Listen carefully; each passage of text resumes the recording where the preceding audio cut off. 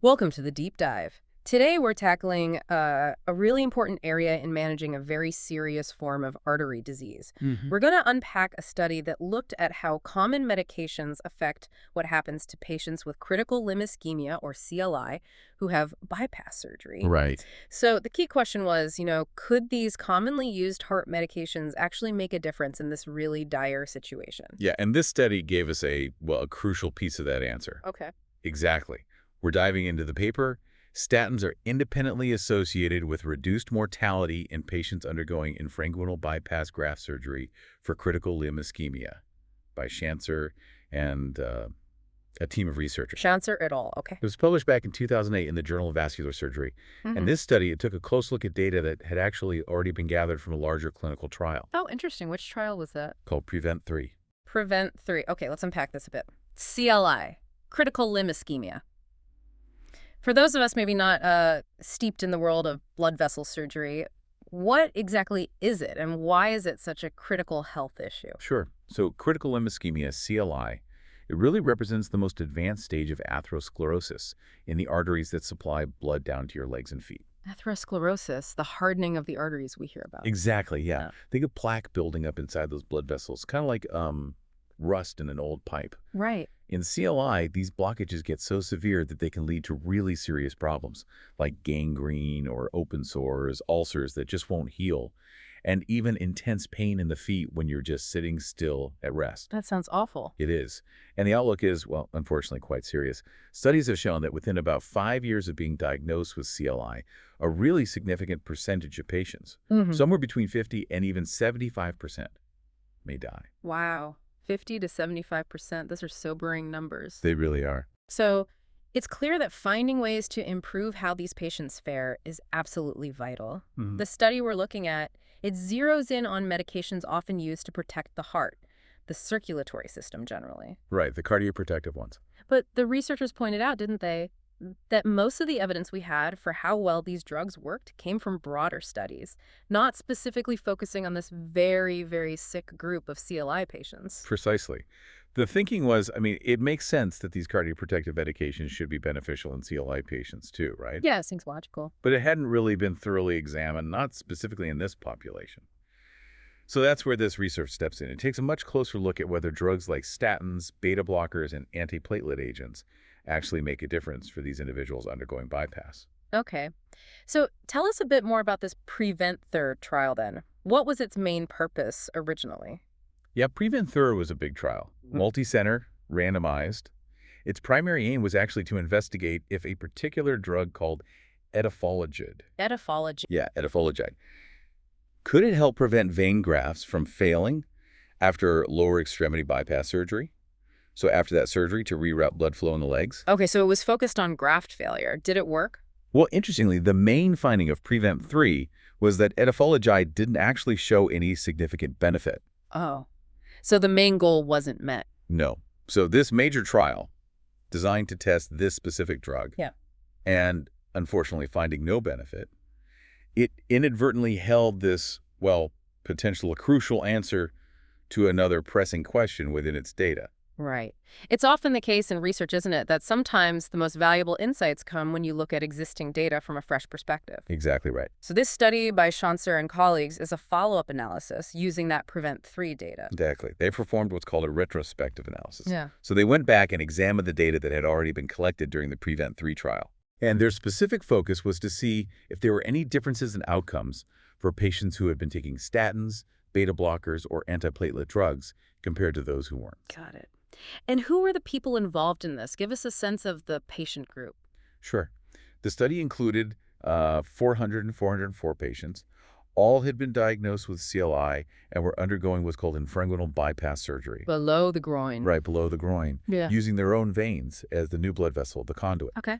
And these surgeries took place across 83 different hospitals in both Canada and the United States between 2001 and 2003. Right. So data from the early 2000s. And what was the medication use like in this group at the start, at baseline? Yeah, good question. So at the beginning of the study, 45% of these patients were already taking statins. Less than half. Less than half, yeah. 59% were on beta blockers, and a significant majority, 80%, were taking antiplatelet medications like aspirin. 80% on antiplatelets. Okay. So with that picture of who these patients were and the meds they were on, what were the key findings? What differences did they see, especially with the statins? Okay, so this is really the core of it. What's really striking here is the clear effect that statin use had on survival. Okay. The study found that the patients who were taking statins had a noticeably higher rate of survival 1 year after their surgery compared to those who weren't on statins. Not much higher. We're looking at 86% survival at 1 year in the statin group compared to 81% in the group that wasn't taking statins. 86 versus 81%. And was that difference statistically significant? Absolutely, yes. The researchers calculated something called a hazard ratio.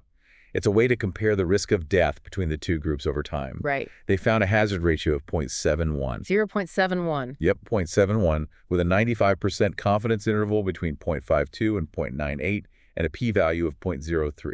So statistically significant. And what does that 0.71 hazard ratio mean in practical terms? Well, a hazard ratio below 1, like 0.71, means the statin group had a lower risk.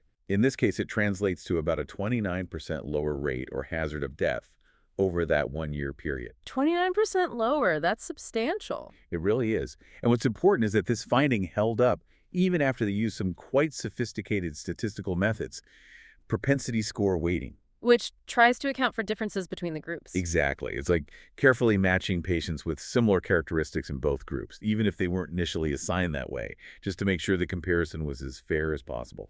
The association remains strong. That sounds like a really solid result then for statins. What about the other medications they looked at, the beta blockers and the antiplatelet drugs? Did they show a similar positive impact on survival?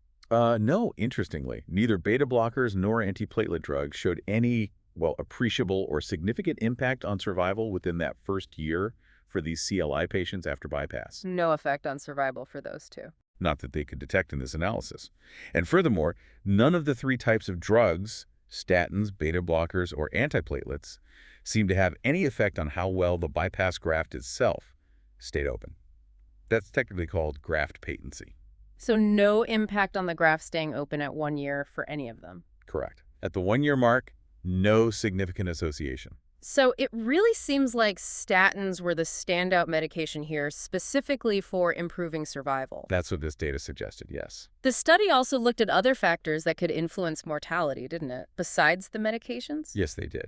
They used a statistical tool, multivariate Cox regression modeling, to look at all these factors together, things like age, other diseases the patients had, the medications, to see which ones independently predicted who would survive. And what did they find? They identified several significant predictors of death within that first year after surgery. Being older than 75 was a big one, having a history of coronary artery disease, so heart disease. Okay. Right.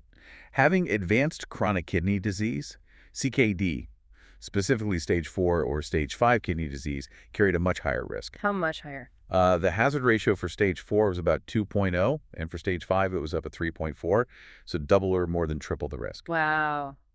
And anything else? Yes. Also having tissue loss, so gangrene or non-healing ulcers, as the reason for the CLI diagnosis, that also predicted higher mortality. Okay, so age, heart disease, kidney disease, tissue loss. And where did statin use fit into that bigger picture when you account for all those other risks? That's the key point.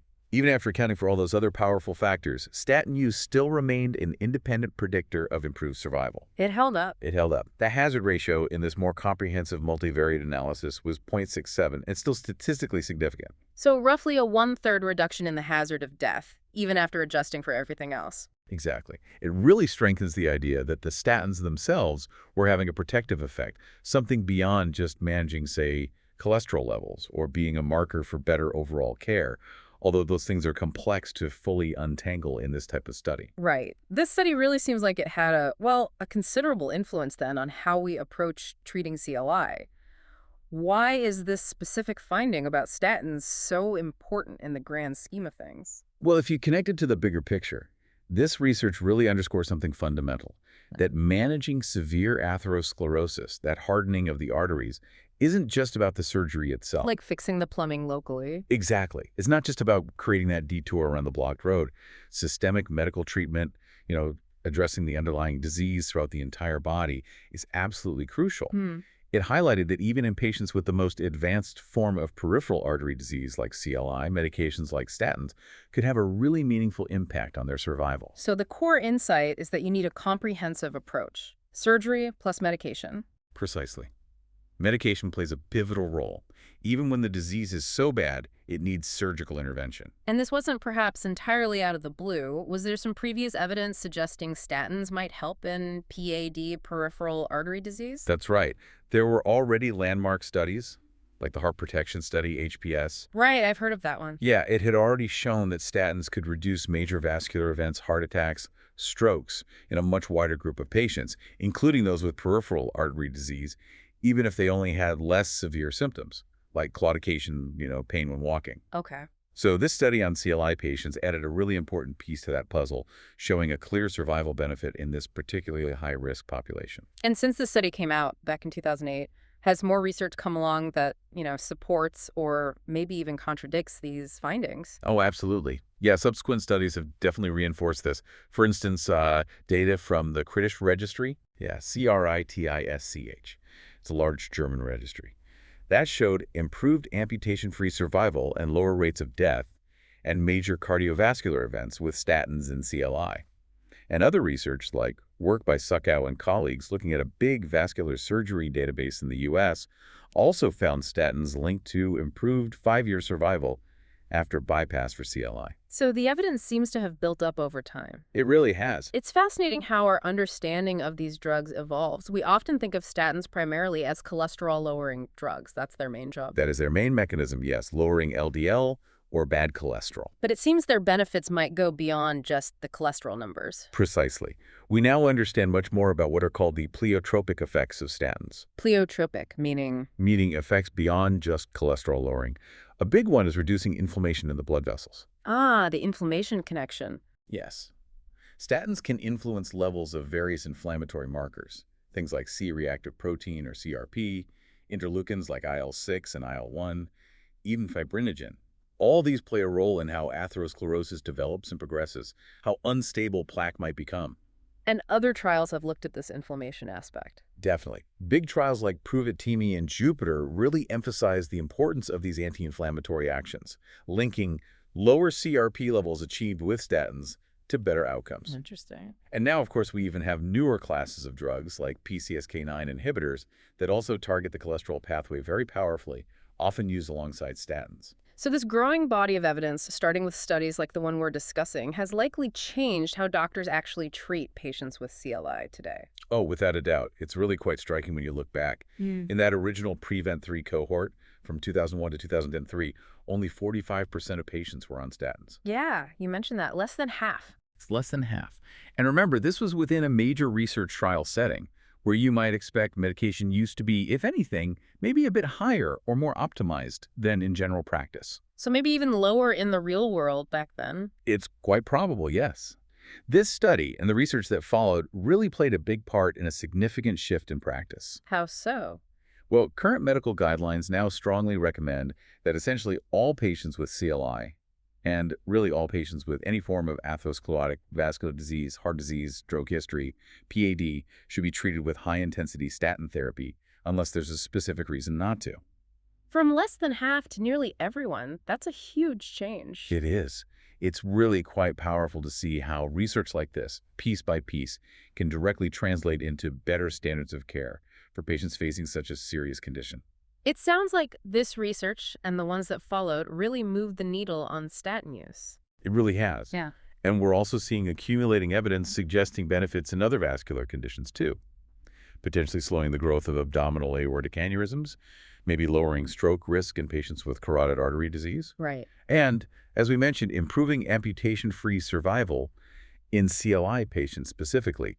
It's highly likely, almost certain, that the increased use of statins over the last couple of decades has played a really meaningful role in reducing cardiovascular events and helping patients with vascular disease live longer lives. That's a fantastic outcome from this line of research. Now, as with all research, we need to be balanced. It's important to consider any limitations of this particular study by Schanzer et al. What were some of the cautions the authors themselves highlighted? Yes, that's a critical point, and they were careful to point these out. because this was a retrospective analysis looking back at existing data. Not a randomized trial specifically for this question. Correct. So while the statistical method they used, that propensity score weighting, helps to account for known differences between the statin users and non-users, it can't adjust for unknown or unmeasured factors. There might still be subtle differences between the groups that influence the results. Maybe patients on statins were just receiving better overall care in ways they couldn't measure, for example. That's always a possibility with observational studies. The issue of unmeasured confounders. Exactly. Also, the statistical model they use, the Cox regression, it assumes that the underlying risk of death stays relatively constant over the follow-up period, which might not perfectly reflect what happens in reality. Okay. The study cohort, while decent sized at over 1,400 patients, might still have been a bit too small to reliably detect smaller effects, especially for less common outcomes, or maybe for the beta blocker and antiplatelet groups where no effect was seen. Limited statistical power, potentially. Right. And finally, the study focused on a very specific group, CLI patients getting an infrainguinal bypass using their own vein. So the findings might not automatically apply to patients with less severe PAD, or those getting different types of procedures, like endovascular treatments or bypasses using prosthetic grafts, or even CLI patients managed without surgery. You have to be careful about generalizing too broadly. So some important caveats to keep in mind. Even with its really significant findings, this study was, as you said, one important piece of a larger evolving puzzle. Precisely. It provided strong, compelling evidence that statins likely play a vital role in improving survival for these high-risk CLI patients undergoing bypass.